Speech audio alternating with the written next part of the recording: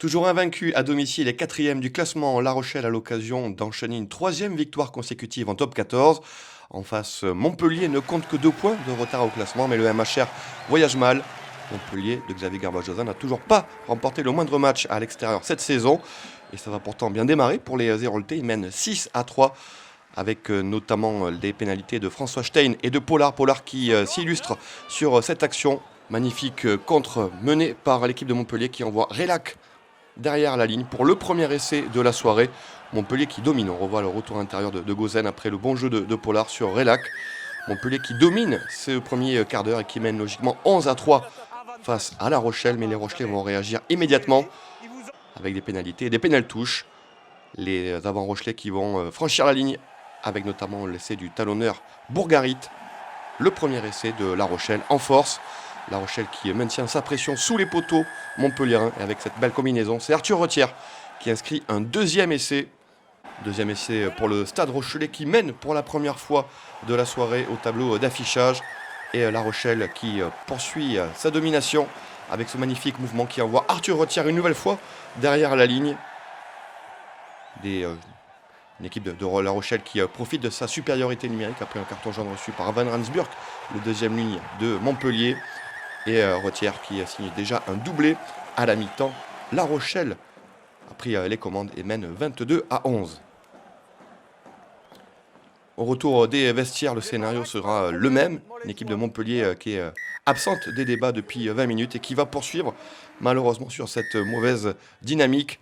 Ça profite bien sûr aux Rochelais qui prennent des espaces, des intervalles à l'image d'Antonio qui trouve Gourdon. Gourdon qui n'est pas arrêté, le troisième ligne qui résiste, qui va pouvoir aller au sol. Ballon qui sort rapidement vers Plisson. Plisson qui va écarter pour Arthur Retière. Arthur Retière qui inscrit un nouvel essai, c'est le troisième essai, le triplé pour l'ailier Rochelais. Quatrième essai de son équipe, Arthur Retière bien servi sur son aile sans difficulté qui va aplatir le quatrième essai de La Rochelle. L'essai du bonus, il y a de la joie bien sûr dans les tribunes du stade Marcel Leflandre et pour le président Merlin puisque La Rochelle mène 29-11 et tient le bonus offensif. Mais les Montpelliérains vont réagir à 20 minutes de la fin de la rencontre. Montpellier qui pousse près de la ligne de La Rochelle et c'est finalement Johan Goussen qui va aplatir le deuxième essai de son équipe. Celle qui aplatit en coin s'en fait 32-16 puis 35-16 avec une nouvelle pénalité de Jules Plisson. Des Rochelais qui se font peur et qui vont être contrés avec cette interception du deuxième ligne Van Rensburg. Van Rensburg qui met les cannes. Belle allure du deuxième ligne sud-africain qui va aplatir l'essai de l'espoir pour son équipe. Puisque Montpellier va revenir petit à petit au tableau d'affichage. La Rochelle qui ne mène plus que 35-21. Il y a de l'inquiétude du côté du staff de Rochelais. D'autant plus que La Rochelle va finir la rencontre à 14-15 après ce carton rouge contre Geoffrey Doumerou, sorti par M. Charabas pour ce plaquage dangereux. Puisque le joueur montpelliérain est retombé avec la tête la première. Donc c'est carton rouge signalé par M. Charabas.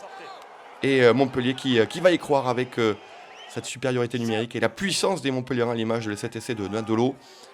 Montpellier qui revient seulement à 5 longueurs de La Rochelle.